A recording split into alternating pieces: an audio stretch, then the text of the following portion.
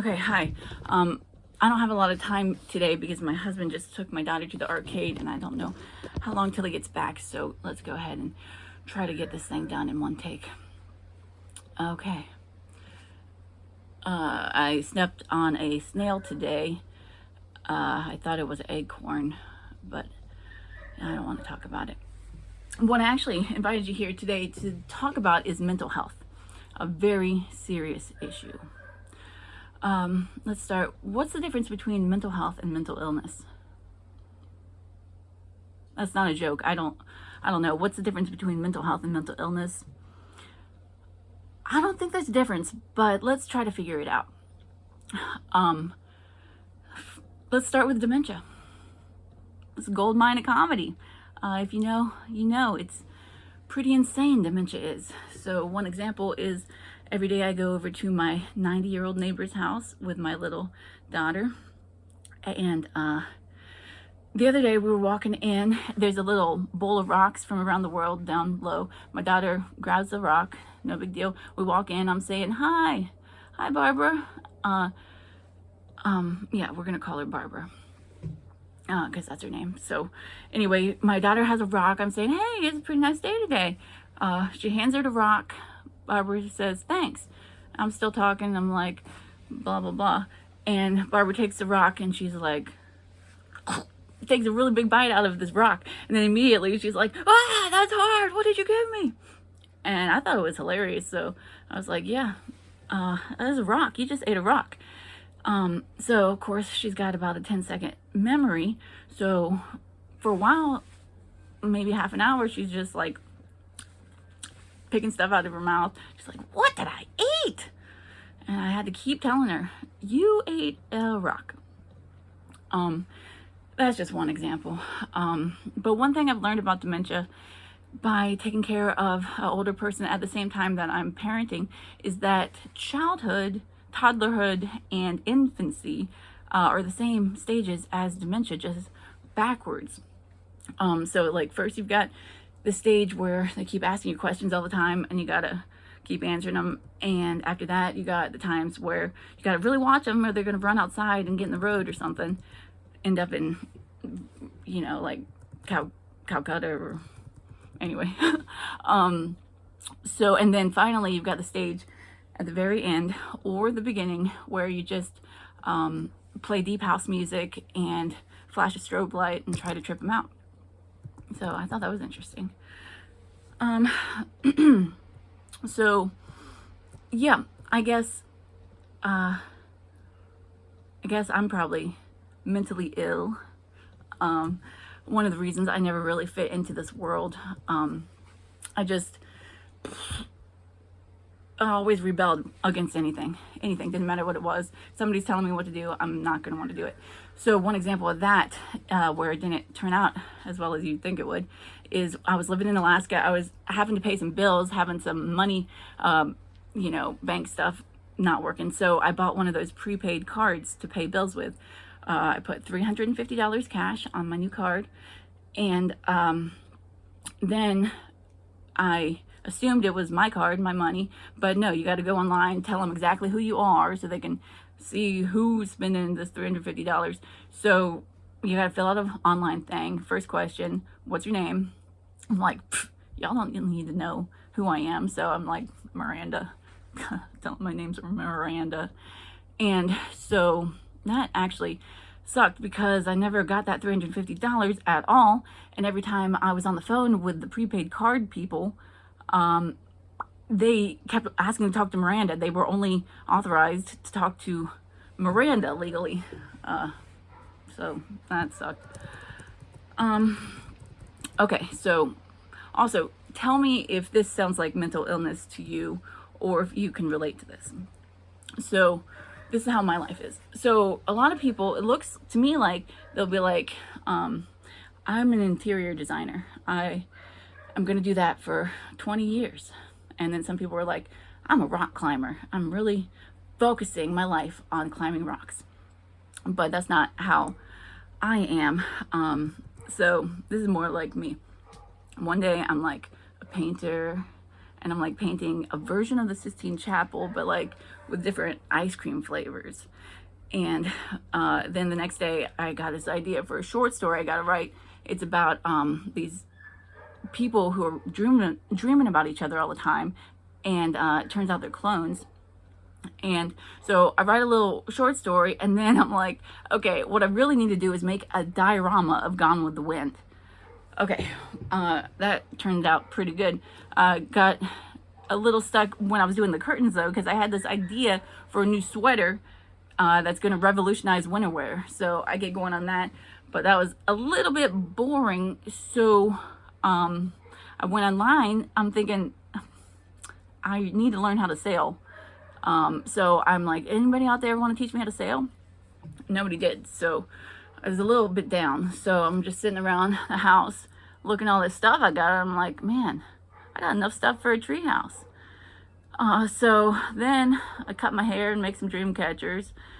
And after that, I'm like, you know what this neighborhood really needs is somebody who can lead Qigong sessions every day at the beach. So I think I can do that. And I think noon would work.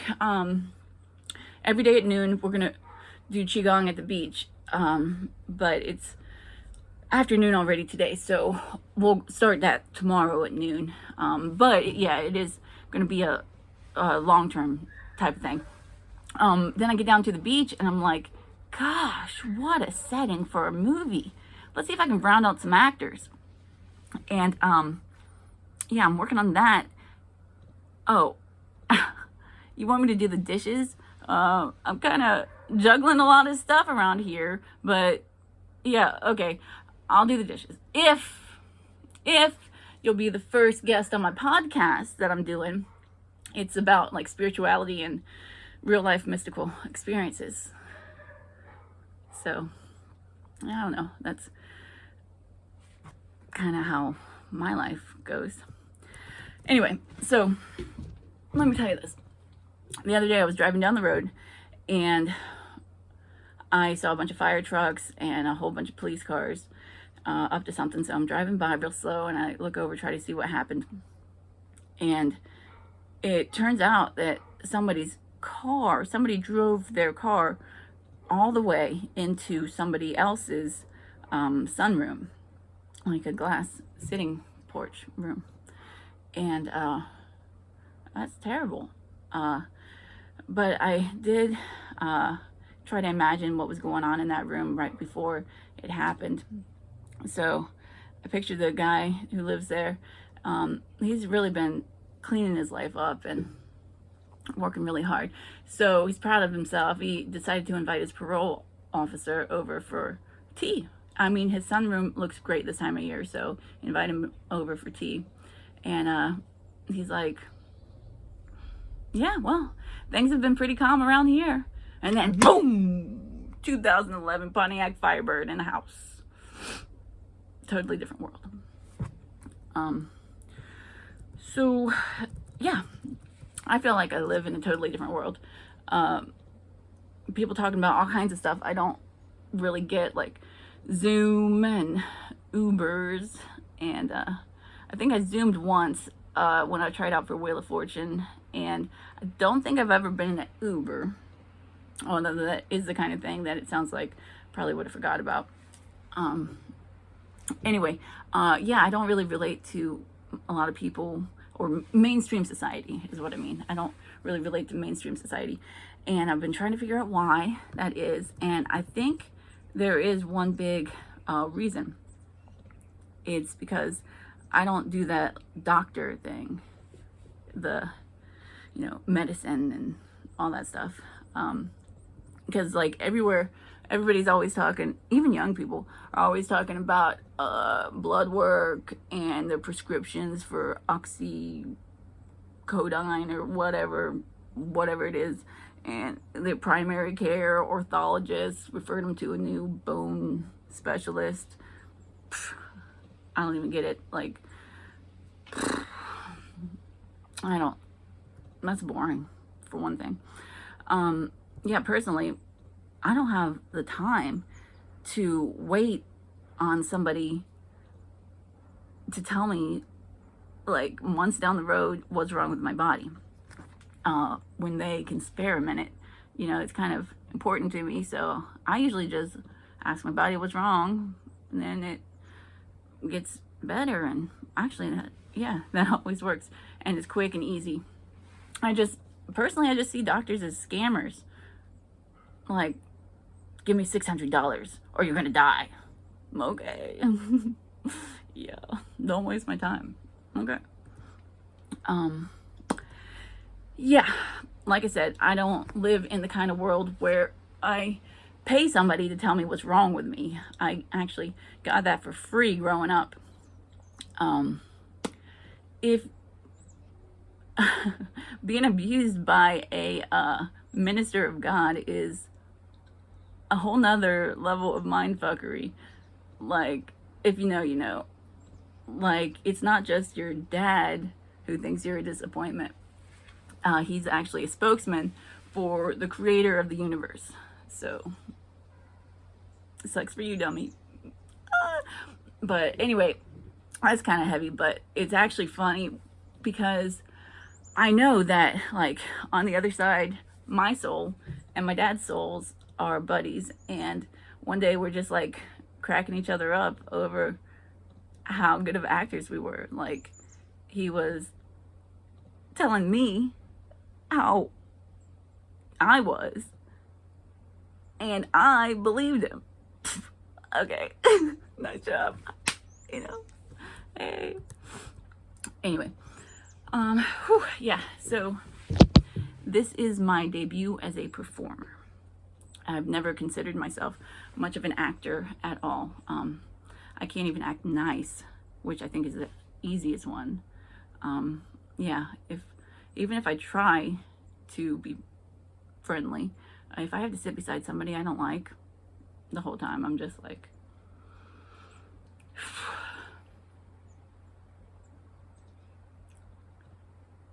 you know. Okay, so how about being poor? It's a pain in the ass, right? I've mostly always been pretty poor. But I'm trying not to be. I'm trying not to be poor anymore. So I've been studying rich people, trying to figure out what makes them tick. So the first thing I noticed is that the more money you have, the less stuff you have. And the less money you have, the more stuff you have. Yeah, it's crazy. Like, in a rich person's bedroom, they'll have, like, one dresser, and it's empty, and it's got, like, one statue sitting on top of it. Like, I can't relate to that. I don't even know how that's possible. Like, I think rich people must have a separate house that they keep their stuff in. So, yeah. Yeah, but one thing, is for sure, the kids these days, a lot of them are like little commies, and they think that what they should do is get somebody to take all the rich people's money and give it to them. But you and I know that's totally crazy. I mean, they ought to be a libertarian or anarchist or whatever it is I am, because we believe we don't take rich people's money. We make money our own way. And I don't know how we do that, but that's what we believe in. So, yeah. Okay, so being a little mentally ill has its pros and cons, as you all know. A con might be showing up to a job interview with a resume that looks like the screenplay from Forrest Gump. You know, like... Yeah, but on the other side, a benefit to being kind of weird is interactions with police. Like, they'll pull you over, they're like, ma'am, why did you stop in the middle of the road back there? And you'll be like, well, there was a frog that was trying to get across the street with his girlfriend, and luckily it was just a leaf. So, and the police is like, okay, yeah, you take care of yourself. Be safe out there. So, anyway. Yeah, I'm married now, but I never did that online dating thing. I don't even understand how people can tell if they like somebody through a computer. Like for me, and you probably, you got to feel their energies. You got to feel it consciously with your conscious mind, but subconsciously you got to smell them. So I don't know, all these ladies looking for single men. I mean, hello, go outside. They're everywhere. I don't know if it's true, but statistically, single men are like the biggest demographic outside when you leave your house. So yeah, they're everywhere. You don't need Tinder. Just go up and smell them. Speaking of smelling, yeah, I got a big crooked nose. That's one of the reasons I never wanted to be in front of people. So, but you can't really tell from this angle. So just pretend like I didn't tell you that. I love makeup. Makeup's awesome. It makes you look way better most of the time, and then sometimes it makes you look way scarier. Like, don't look at me! I just cut an onion! Okay. Anyway, yeah, a friend of mine was asking me which mental illness it would be when everybody around you just seems to be so dumb. Like, you're just surrounded by idiots. Like, what's your problem? And she was like, is that a superiority complex, or is that like a disorder of perception? And I don't know. All I know is it's really annoying. But that's what my friend said. It's pretty annoying sometimes. Or like, what is it when life talks to you all the time in a language that only you understand? And sometimes it's talking to you a lot, and sometimes it's not talking to you at all, but you're always paying attention. Is that mental health? Okay. I gotta stretch. Oh, okay. So yeah, how about being a mom? Any moms out there? Stay-at-home moms? Yeah, you guys know what's going on. Nobody else knows what's going on. In fact, before you have kids, you don't actually know anything about raising kids. I didn't. I had all these big ideas. My kid is not going to watch movies. I'm not going to expose them to that kind of mind control. Okay, well, how's that working out? Turns out movies are the only way that you can do anything. Like cook, shower, pay bills, anything. The only way that people raised kids before movies was because they beat them. Yeah, like you're cooking, Mom, chase me, Mom. Oh, I'm cooking lunch right now. I'll be with you in a minute. Mom, chase me, Mom. I said I'm cooking lunch. But no, I don't have to do that because I got movies. Let's see. Yeah, some people have a lot of kids. My mom had 5 kids. I cannot even imagine.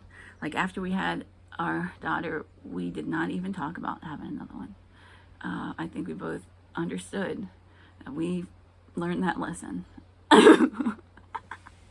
We literally could not do it again. My mental health would just give up. Yeah, all parents want the same thing. Peace and quiet. We yearn for peace and quiet.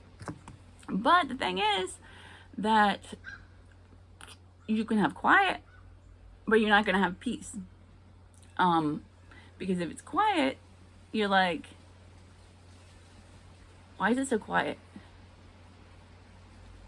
Should I go see if they're still alive?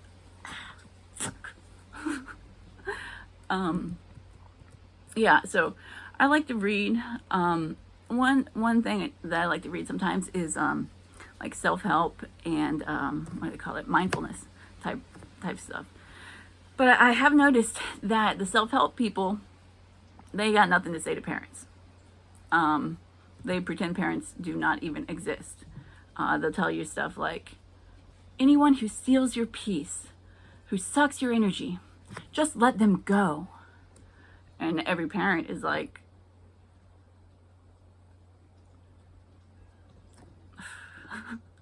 I mean, even Tony Robbins is like, Let's make it happen, folks. All you parents out there, the first thing you gotta do is just pause this video for 17 or 18 years, and then we'll be living your true potential. I'm just playing. I love being a mom. I really love it. I just never realized how time consuming it was gonna be. How about cleaning? I don't mind cleaning. I do not mind cleaning up, tidying up, getting rid of stuff, making the house look nice. I really feel good after it's done. And that feeling lasts maybe 15 minutes till the house is totally trashed again. Okay, fine. But I'm not doing it again. I just did it. Yeah. It turns out I lack the ambition to be a really stellar housewife, which makes me lucky that I was born in the 1980s, because my great grandma was the same way, and they kept taking her in for therapy, electroshock therapy. Yeah, my husband is the best. He really is the best. Anything that he sees that needs to be done, he just does it automatically. He's amazing. He's the best dad. We get along great, and he's funny as hell. I love him so much. And there's only one thing he's not that good at, and I'm going to tell you about that one thing, of course. It's emotional support. Luckily, I don't usually need a lot, but every now and then I get a little depressed. And I told him, I was like, maybe you could try to be a little more supportive of me emotionally. So I'm going to tell you how he tried to do that. So yeah, I was feeling a little depressed. I was feeling like a worthless idiot, shithead, lazy, all that stuff, just getting down about it. And so what I really needed was somebody who knows me and loves me to say, oh, you're not a worthless, lazy shithead. You're amazing. Like, you're a great mom. Look at this tiny little village you made out of clay. All those little details. Could a worthless person do that? You're the best. Wow, what would we do without you? So I said, yeah, I've been feeling kind of depressed and worthless. And so he puts his arm around me and he says, you probably wouldn't be so worthless if you did the dishes every once in a while.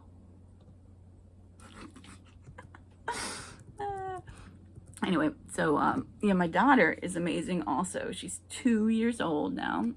She's beautiful. She's funny. She's really smart. She's starting to talk. Well, actually, she's really talking, and it's really fun. I understand about half of what she says, and I pretend to understand about 85-90%. Yeah, she repeats things that she hears. So she's like, "Oh why? Oh why?" Stuff like that. The other day I was putting a movie in for her to watch, Chicken Little, and I'm putting it in. And she's like, "Cap!" I was like, "What? Cap?" I couldn't figure out what she was saying. Cap, toe cap, toe cap. Finally realized that what she was saying was that the film Chicken Little is total crap. Anyway, yeah, she's so sweet. She's really sweet. Like, she'll come up to you with a handful of raisins or something and be like, "Mom, want some? Mom, want some?" Oh my god. Ah! Yeah, she's the best. Anybody who ever hurt a kid intentionally, I don't think we have any room on this planet for them. And my theory is that Elon is planning to ship them all to Mars. And if that's what's going on here, then I'm behind him 100%. So I'm lucky to live in a great neighborhood for dogs. Yeah, all the dogs just roam around, doing their thing, running around, playing, snooping it out, by themselves in packs, just roaming. I call it the Roman Empire. My dog's name is Coral. She's An Aries. She thinks she's the leader. She's the only girl. So I call her Cleopatra of the Roman Empire. I love dogs. Except for one thing. There's one thing about dogs that really I can't understand. So they say humans have been breeding dogs for like 100,000 years, I don't know, for the best traits to be man's best friend. Okay. So can you explain to me who started breeding for the trait of standing right in front of you when you're trying to walk? That doesn't seem to have a benefit to humans. Anyway, so yeah, I try to be about positive thinking. So I wake up in the morning, I'm like, okay, today is a wonderful day. I will think positive thoughts. I will say loving words. Then I get up to go pee, and I'm like, move! Fucking move! Why are you always standing right in front of me? So, excuse me one second. Nicotine. Love it. Yeah, you know that feeling that you get when somebody has like an open wound and there's like flesh hanging off, and then you accidentally think about like scraping a claw of a hammer across it, and then you get like vertigo and it feels like your skin is trying to jump up underneath your muscles. Is that a disorder? Maybe? Hang on. Oh my God, they're delivering my washing machine right now. Oh, I'll try to be back.